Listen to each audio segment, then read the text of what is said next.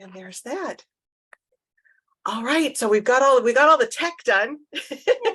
So, hi Janelle, hi Fiona. Hi. How are you? Oh, so it is release week. Release day was, I believe, yesterday. Is that correct? Yesterday. Mm-hmm. Congratulations. Thank you. Yep.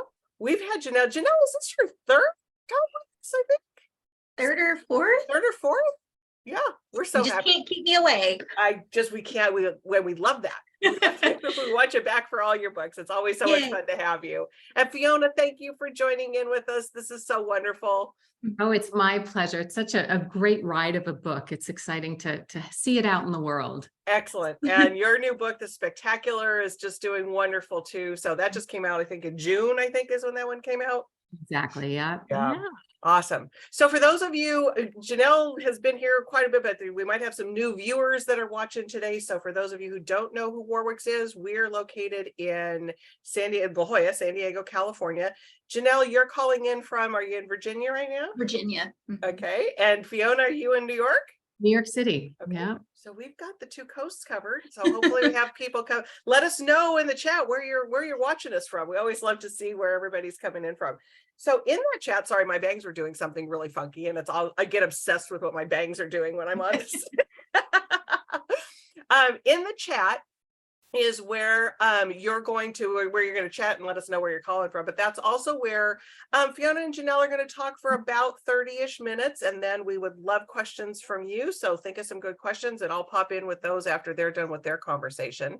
And in that chat is also where you're going to put, where I'm going to put how to order Janelle's book and Fiona's book.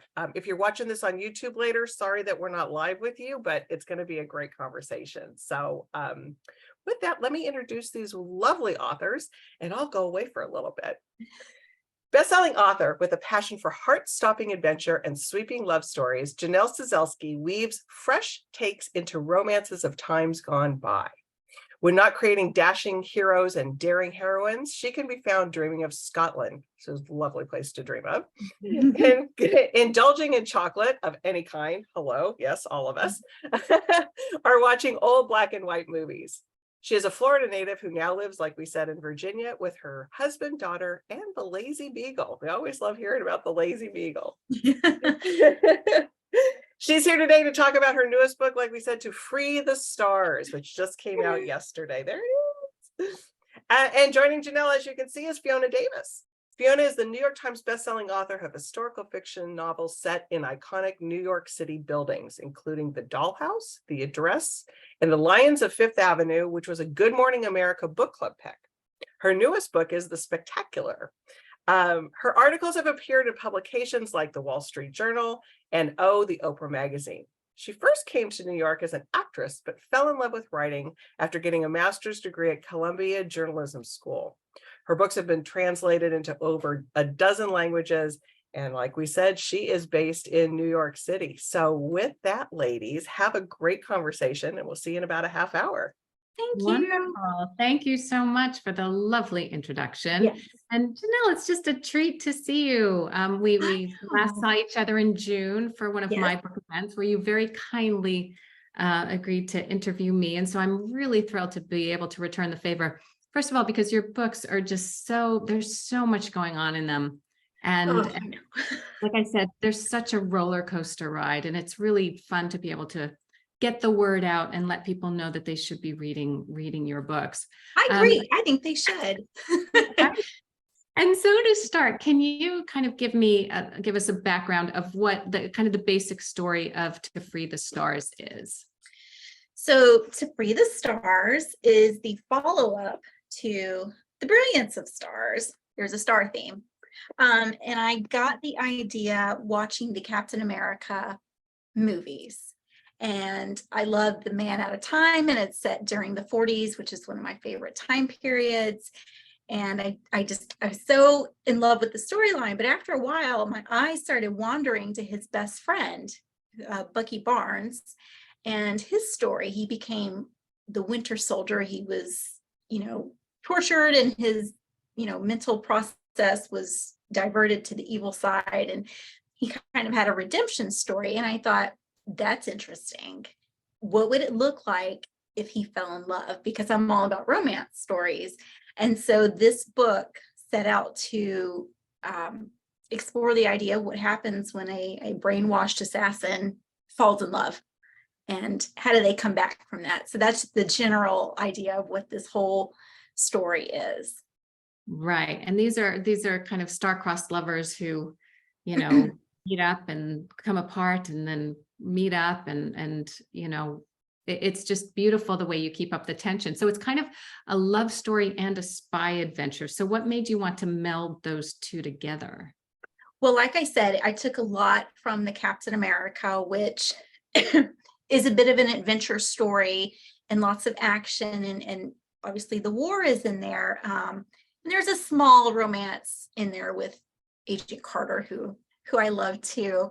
But these books, they, like you said, they're kind of a roller coaster. In the first one, it's kind of the meetup. How did they become who they are? How did they meet? How did they become part of this organization? What are the big bads that they're out there fighting against? And then the second story is more of how do they go forward through all of the events that have happened? What do you do? How does your relationship survive that kind of a thing? So they were going to be assassins, so I knew there was going to have a lot of action and adventure and stuff. And of course, the more romance for me, the better. So I kind of just threw everything into it. And I didn't go into it thinking, okay, I'm writing an adventure, romance, action. Like, I didn't think of that. I just knew that this story required certain elements in it. And that's just what it ended up becoming. So. And yeah, you talk about these kind of assassin organizations, and one is called Talon, and the other is the Order of the Rising Moon. Yes. And can you tell us, kind of explain what each of those are? Because they're really powerful organizations that are a huge part of the book. Yes. So Talon, I got the idea from watching Turn on AMC, which is about Washington's spy ring during the Revolutionary War. And I thought, well, that's kind of interesting. What happened if that spy ring kept together and became this organization throughout history? And they're kind of in the background, like a paramilitary kind of organization that's not associated with the government or any branches like that. They're kind of on their own, and they're out there policing the bads out there in the world. And so that's the origin of Talon. And then the Order of the Rising Moon is the bad organization, and they want to take over the world and, destroy everything, your typical bad guys. And I was looking at different cults and groups and stuff, and I forgot the name of it, but it's like the Heretics of the Sun or something. And so I took different cult groups and kind of formed it into this one. And then there was a lady, oh gosh, I forget her name now, because I remember what I changed it to in the book. She was like this mystic back around the turn of the century, and I thought that's kind of cool. So I incorporated her as well into the organization. And so I like the idea of having this light and dark fight against each other. But sometimes the light, because their mission is to be the light in the world and to help people who can't help themselves. But then sometimes that line gets a little blurred. Like, how far do you go in the name of good to where you're still doing good? So it was a lot of interesting dynamics to talk about in there. Right. And it puts your characters, which is basically a couple, and in the first book, a couple and a good friend of the heroine. It's a triangle, and in many ways. And so you also, it's really very much about a found family. These are all people who kind of are lost and find each other and then become part of this organization called Talon. And how did that concept of having a found family within the book come about? This is kind of funny what I do in my stories, because as you know, sometimes when you write about a family with a mother, father, siblings, it can get to be a little much, because you have to remember to include all these people. So sometimes it's easier to make a character an orphan or an only child or something like that, just so you don't have to deal with the relatives. And so that's kind of why I did it, because I needed these people, orphans, to come together and to form their own group without familial ties to the outside. And so they join these groups and it becomes their family, and our heroine, her name is Ivy. She comes into it with Philip, who is her best friend, but he's more like her brother, even though they're not blood related. They consider themselves sister and brother, and they join this organization where they meet Jack and they kind of invite him into the fold. And so they become kind of a trio. And I never wanted it to be a love triangle of any kind. Right. No, it's not. Yeah. It's more, I mean, they do love one another, but it's more in a family sort of way. But they become their own little cluster within the Talon group. And so it's this, Talon is this group where it's kind of gathered in these misfits, and it's given them a purpose and a mission that's kind of greater than themselves than they would have found out on the street. So I like that idea of taking people from all different walks and be like, here's what we're going to use your talent for, and we're going to use it for good so we can go out and make a difference in the world. It's wonderful the way you do that, and the way that, the family and the organization becomes so important, and what is their status within it, and the hierarchy. And so it just creates so many complications within the family itself, which is what you want to do, is you want to create these characters and then put obstacles in their way. And you do that so well. And one of the things you also do really well is you write fight scenes that are so cinematic and just incredible, very physical. And I'm really curious, do you box? Do you do karate? Because it feels like you've been in a few serious fights, or at least sparred. I have not. I am not a physical person at all. I was in the military, so I have had some training a little bit. I was a marksman in the Air Force, so I do have a little bit of training, but I'm not out there street fighting or anything like that. But I watch a lot of war movies. I like, not because they're about war, but because of the human experience that it brings out in people. So I like those kinds of stories, and obviously they have fighting in them. My husband and daughter both take jujitsu, and so sometimes I'll steal stuff from them. Like there's jujitsu moves in the book, and I'm like, oh, I can use that, because I'll watch them do it at practice. So I'll take that, and I've been known to ask my husband to come in here and say, okay, I'm trying this move, so let me just choke you from behind just to see what that looks like. And we want to get it just right, and he helps me out, like what certain moves would look like and things like that. But the funny thing is that I do not like writing fight scenes. Oh. I don't like those kind of action scenes where they're chasing one another, or where they're shooting, or fisticuffs. I don't like writing them. I feel like, okay, I need to get through this so I can get to like the good stuff, where they're verbally going at each other or something like that. Those are my favorite ones. But these fight scenes, they're not my favorite to write. You never know. You would never know. It's hard to coordinate. Well, where did his fist go, and what's his foot doing? And I'm like, I don't know. Just imagine they're fighting. I love that you bring in your husband to kind of beat him up and, figure that out, because that's really hard. You can't have someone have his arm behind his back and then he punches with that arm. And it's very easy to fall into that if you're not careful. Having been a marksman, in terms of the weaponry in the book, does that make it easier? Well, here's the thing. I don't know all about weapons. I know how to use them. I know how to shoot them.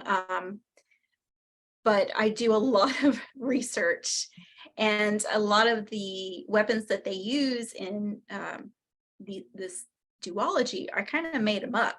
They kind of made their own weapons to improve, kind of like James Bond. He gets these real high tech kind of weapons that nobody has seen yet. And so I kind of wanted them to be like that, kind of advanced in their technology and stuff. But for the most part, I just do a lot of research in what kind of weapon would this particular person use? Okay, and what are the basics of using it? And YouTube videos are very helpful. So I'm sure you do the same thing with, not that you write about people, shooting each other and stuff, but Yeah. Yes. you know, Yeah. you have to look up all that stuff. Oh yeah. Yeah, for sure. For sure. And so without giving away any spoilers, what was your favorite scene in the book to write? There, there is a scene. They're at the farmhouse and they're having dinner. And Jack and Ivy, they're having dinner. And it's been a long day. And there are a lot of built up emotions that they've both been treading over and avoiding talking about. And it eventually comes spilling out finally. So it's like this dam breaking of all these emotions that they've both had for a very long time.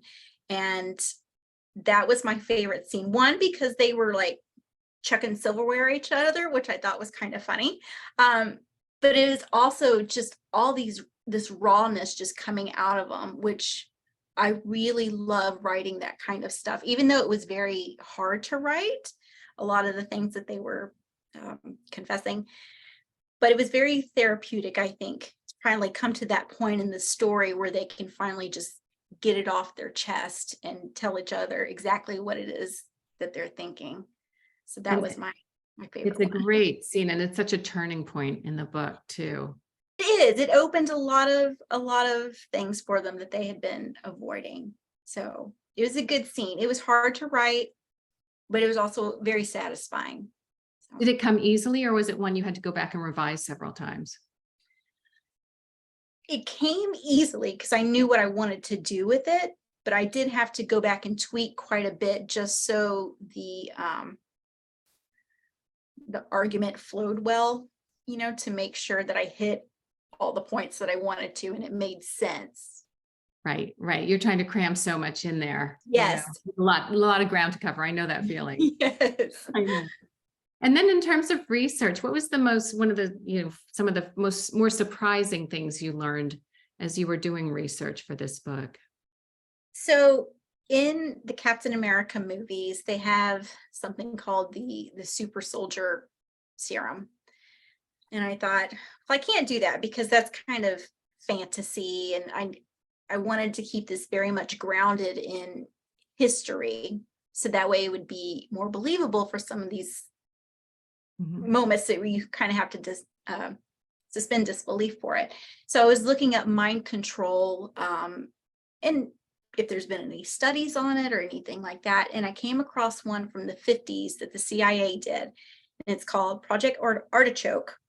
And it's where they took prisoners of war and they injected with drugs like LSD and marijuana and all these other things to see which one would warp their mind, and then they would give up things under interrogation. It turns out LSD was the drug that allowed them to do it, and they would get the prisoners hooked on it, and then they would take it away, and so that the prisoner would start going through withdrawals, and they would do anything to get that next hit, and so they would just start confessing under interrogation. And I thought, that is horrifying, and that is exactly what I need for my book. So I put that in there, and I think that's one of those things, where you come across as a writer and you're like, I cannot believe, like I would never have come up with that on my own, and here it is in a study that the government had done, which is just terrifying. It truly is. And what do you call it in the book? What do I call it? Moon dust, but moon dust. Dust. Yeah. Oh, and those scenes where you're inside the head of someone who's craving it are just brutal. You can tell you did your research. They are. And I want to point out that I have never done drugs. I have never been an addict. So I don't know personally what it's like. So I think that's one of those moments where as a writer, you just had to really put yourself in that character's shoes and think, okay, what would be going through their mind and their body at a time like that? And so I thought, well, I'm just going to make it as horrifying as possible. Like he can't even be in his own skin. It's just taken over him. And it was kind of scary to write about, having to go into that kind of a mental place. Yeah, so dark, but it just goes to show what a good writer you are, that the reader is taken right along with you. It's so visceral. It's really, really incredible. And one of the really fun things you do is there's all these glamorous locations. You're in Europe, you're in London, you're in, Alexandria, Virginia, which is beautiful itself. Mhm. Did you travel to these places? Have you been to these places? How do you pull on the locations? I wrote this duology, both of these books, during the pandemic. So no, at the time, I did not do any traveling. I did live in Germany for 3 years when we were in the Air Force. And so we were able to travel to a number of these places. But a lot of them were just Google images and maps and things. I live in North Virginia. So any of the locations taking place around the capital area and Alexandria and the farmhouse area, I've been there. So I know those places very well.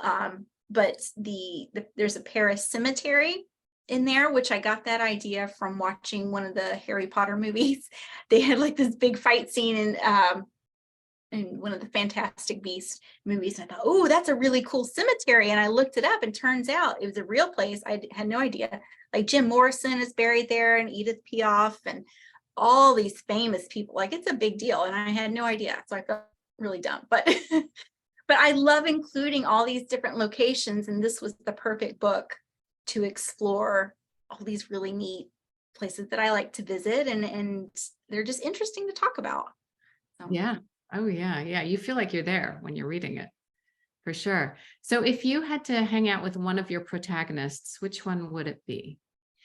I love Beatrix. She is she's one of the secondary characters. She's a talent agent. But how would you describe Beatrix? She speaks her mind, and she kind of does what she wants to do. And if you don't like it, well, too bad. She does not care whatsoever. But I think deep down she is a good person. You just got to get past a lot of that other stuff. But I like her because she challenges everybody around her, and then she says exactly what everybody's thinking, but nobody else is gonna say. So I like her. It's spiky. Yeah. Yeah, it's spiky. That's a good word. It's funny because I end up liking the secondary characters.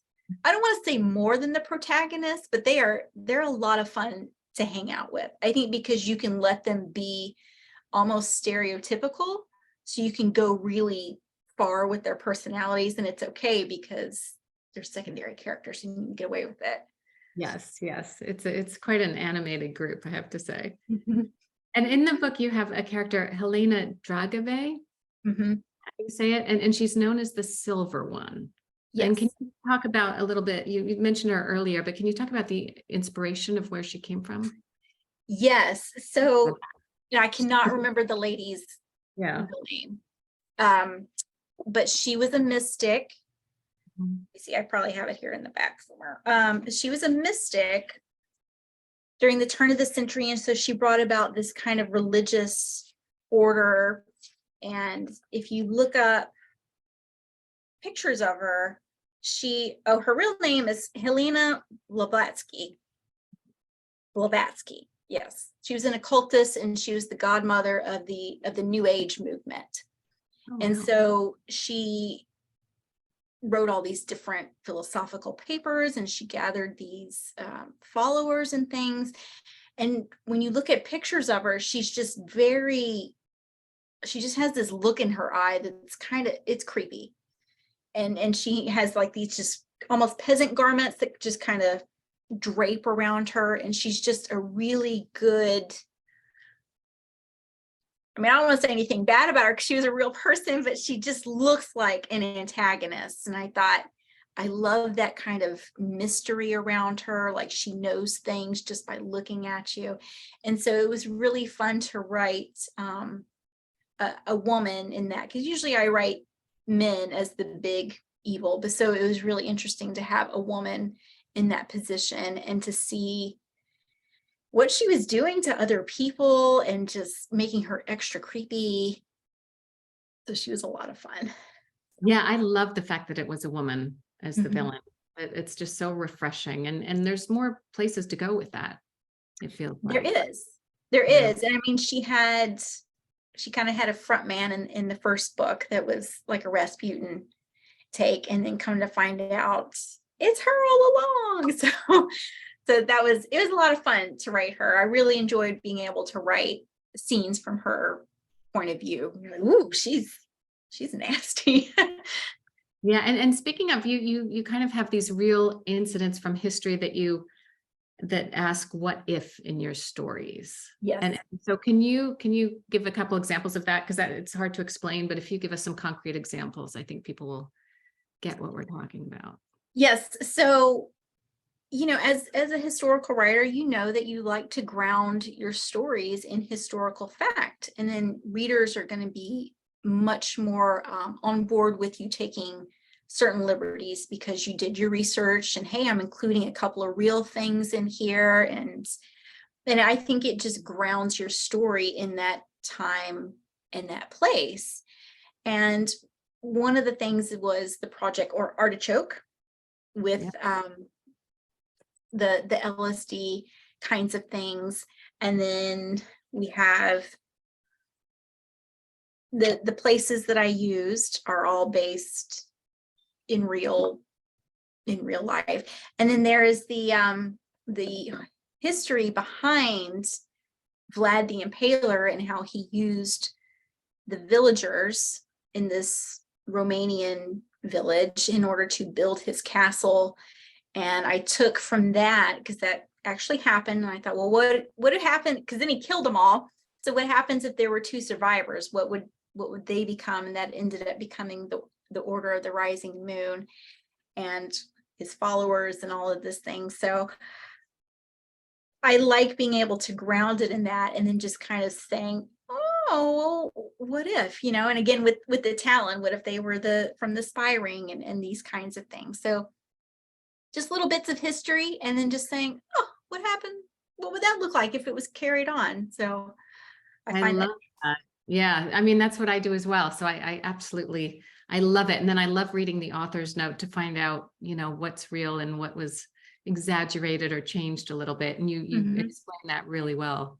Yeah, I've had several readers reach out and say that could never have happened. I'm like, yeah, it did though. It's amazing the way history can be more surprising than fiction, for sure. It's true. It's true. All the time. And so there's lots of action and romance, but you also delve into really serious matters in this book, like depression and betrayal. And so, and again, just like you do with the withdrawal, when a character is depressed, you really feel it. It resonates so deeply.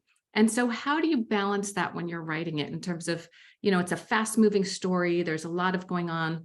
There's a lot of, fast dialogue in that kind of 1940s movie fashion, which I love. And then you have some really heavy stuff. How do you handle both of those? When I set out to write this whole duology, it was really the second story that I was most excited to write about. And it's not because I wanted to really delve into depression or anything like that, but I really wanted to just tackle that question of what happens when your loved one goes off the deep end. How far will you go to get them back? That was the root of what I was trying to get at. And I think when I started, I didn't realize how dark it was actually going to go until I got in there.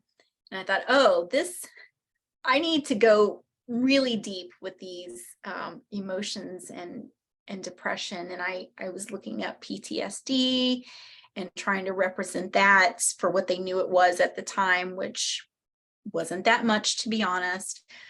And trying to put myself in Ivy's shoes, like, how would she be feeling? How would she be reacting? Would she be coming down hard on him, like, you need to open up to me and tell me all these things, or would she be a little more gentle and just trying everything she could to talk to him and to get back the man that she loved?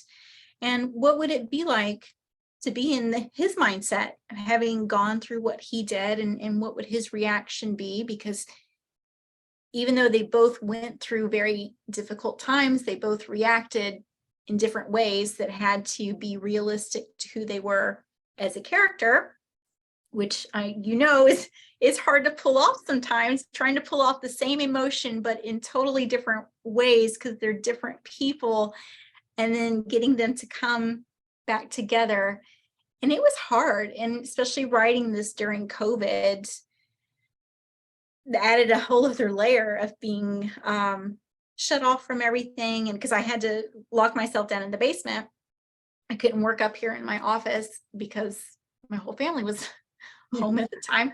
So I think I was feeling a little bit of that shut in too, that they were feeling in the story. And so I hope that I respectfully represented what it's like to be traumatized and to go through depression. And I mean, I've suffered a little bit of depression myself, but not to this extent. So I hope that I was able to represent that for people who have gone through that, and to hopefully give them hope that it doesn't always have to be like that, as long as you keep trying and have loved ones around you and things. So, but it was hard to balance that out. But in a story, you have to have these highs and these lows in order to make each one more impactful. So in order for them to have that big, happy, we're back together feeling, you have to really show them in the darkness. Otherwise, the light isn't going to seem as bright as you want it to. Yeah, it's a roller coaster, and you really portray it beautifully. And I'll ask one more question, and then we'll open it up to questions, and people can please chime in with any questions you might have. So my last question is, what's next? What are you working on now? Oh, so after this story, which was very heavy, when it was done, I was like, that took a lot out of me, but man, I'm kind of glad to be over with it. I needed something a little lighter. And so I thought, well, I like jewel heists. Those are fun. And that's going to be a whole lot more happy than this assassin story is. So I am jumping to the 1920s for a jewel heist that goes all over Europe. And it is about a husband and wife who are competing jewel thieves. Oh, I'm in. I'm sold. That's great. Yeah. When do you have you're just working on it? It's still early days, right? It's still early. It's with my editor at the moment, but we're hoping to have it out maybe this time next year. Great. Oh, that sounds really fun. Thank you. Well, this is terrific. And Julie, yeah, why don't we bring you back on? And we've got some questions, but I have to make some comments before we get to the questions. Okay. Because one of them, as I was listening, the LSD experimentation that went on was crazy. Yeah. And did you listen to that pod? Because there's a podcast out there about that. Did you? I mean, I can't remember what it is. There's a whole podcast about what the government was doing with like LSD experimentation. No, I think you could just Google it and find it. I'm going to have to now. It's a little bit kooky with what that government was doing with so a little bit. Yeah. And I also to your comment that your favorite character was a secondary character, and I think I was on an event with Rachel McMillan, and I think it was Kate Quinn that said it though, which I think is I never really thought about it before, that secondary characters don't really know that they're secondary characters, and that they're like still out there living their lives and doing their thing. Yeah, they just kind of strut onto the page and like, here I am, take me as I am. And you're like, oh, okay. Like, I will. But I love that it's like, they don't know they're secondary. And I thought that was like so spot on. It's like, yeah, no, they don't. They're doing their thing too. So it's pretty funny. So we have people are watching from Canada, from South Carolina. So we got people from all over the place watching with us today. So it's really fun. So Anissa has a question, and it's for both of you. So we'll start with you, Janelle, on this one. What is the hardest part of writing historical fiction? Oh.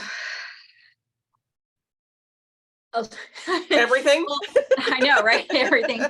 I was going to say research, but research is my favorite part, which I think most historical writers will probably say, and we get so into it that we sometimes forget we're supposed to write a book. about it. And so you're learning all these interesting things. So I'm not going to say research. I think it can be trying to get the feel of the era and really capturing the voice and the vernacular of the time period and what was going on socially and politically, because you have to know these things, even though they may not make an appearance in the story, they're affecting what's going on in that world. And so you have to be really careful to make those things of what was happening in that particular. Even like the food that they're eating, or what's the, Even the the kind food. of drinks, you don't have to talk about it, but you kind of reference, that Yeah, you're right. and it makes it even more difficult because as an American, I write a lot of British characters. And so their vocabulary, their slang is different from ours. So here I am looking up 1920s slang, but yet, oh, wait a minute, I'm in England, they're speaking much different. So I have to go over here and look at that. And so it can be hard. And sometimes we have our own other Americanisms slip into these books, and you'll have your editor, hopefully your editor or readers point out, actually, we don't say that over here. You're like, oh, no. Yeah. So I think that can be difficult. And those are the hard parts, because that you'll have a reader that'll go, that's not right. But you don't know what you don't know. Yeah. So Right. Exactly. we try our best. Exactly. And you're there to entertain us too. So that's the thing that ultimately is what you're doing, is you're giving us something great to read. So Fiona, how about you? What's the hardest part of writing? Yeah, it's similar to Janelle's answer, where for me, it's when I'm writing the first draft and you're writing a scene and you've kind of got it moving along and you're in the flow. And then because it's historical fiction, you really have to stop and get a fact right, or they're referring to something and you have to check the facts. And, I have, my desk is covered with resources and big books that I'll have to stop and look up, okay, exactly when did that happen? And, and look up a really specific detail. And sometimes that can just pull you out of the scene. And it's really hard to balance that feeling of creativity and letting your characters do what they need to do, but then being true to the period and not glossing over something that you shouldn't be. Right. So you kind of, you snap yourself out of your own story. Yes. Yeah, but that's a hard thing. And then I go get something to eat, and then I'm like, oh, I've lost it. And it's just like, yeah. So Anissa has another question, and Fiona, we'll start with you on this one.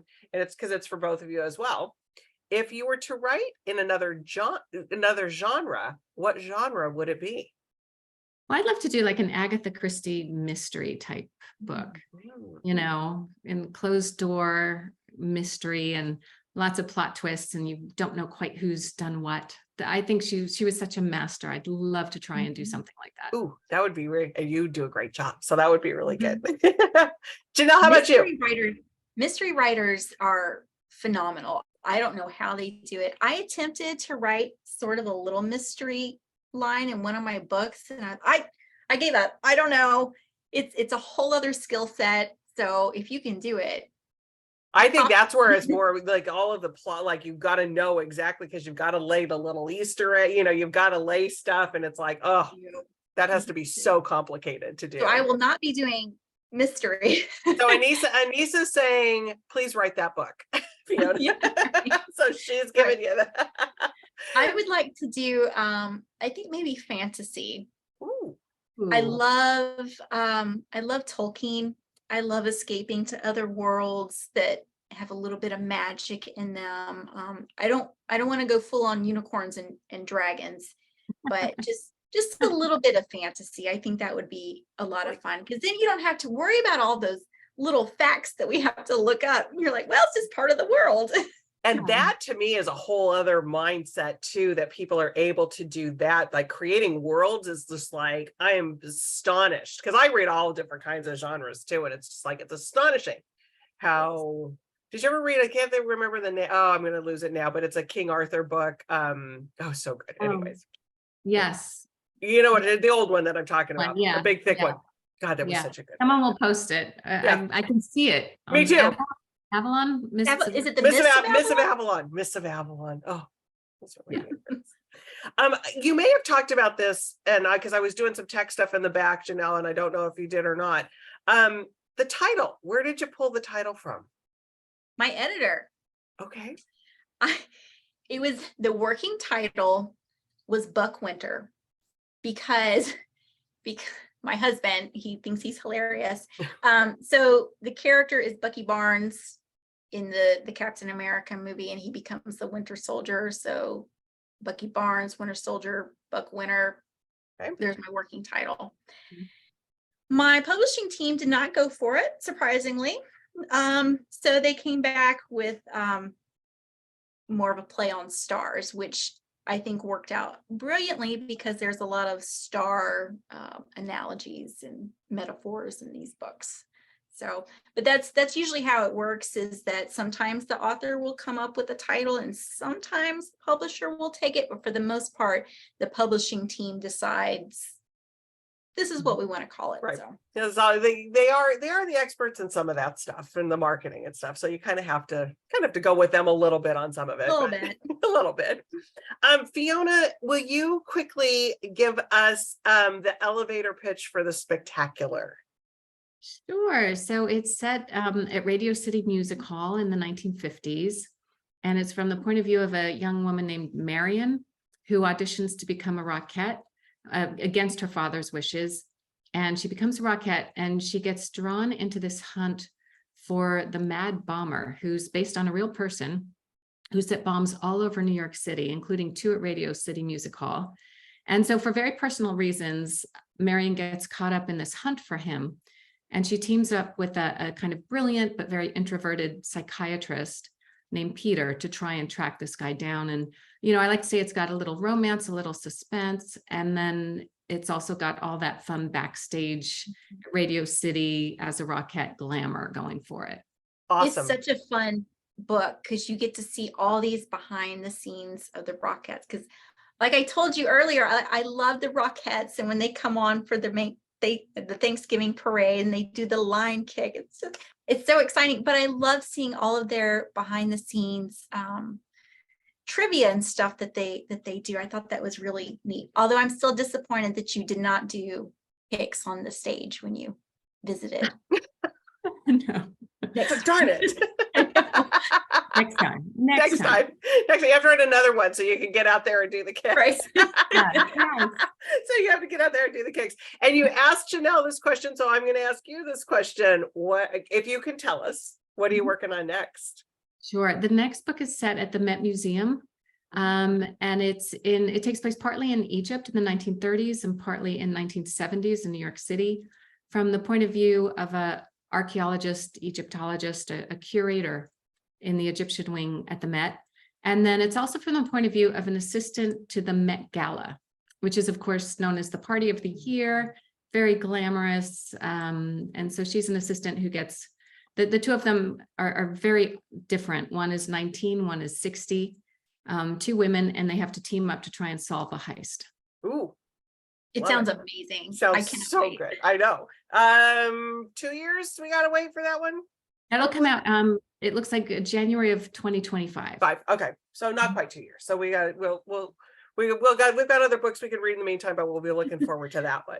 So we'll close with one more question from Anissa. It's for both of you, and we'll start with you with Fiona on this one. Have you ever had to delete a scene that you really wanted to keep, but it no longer was necessary?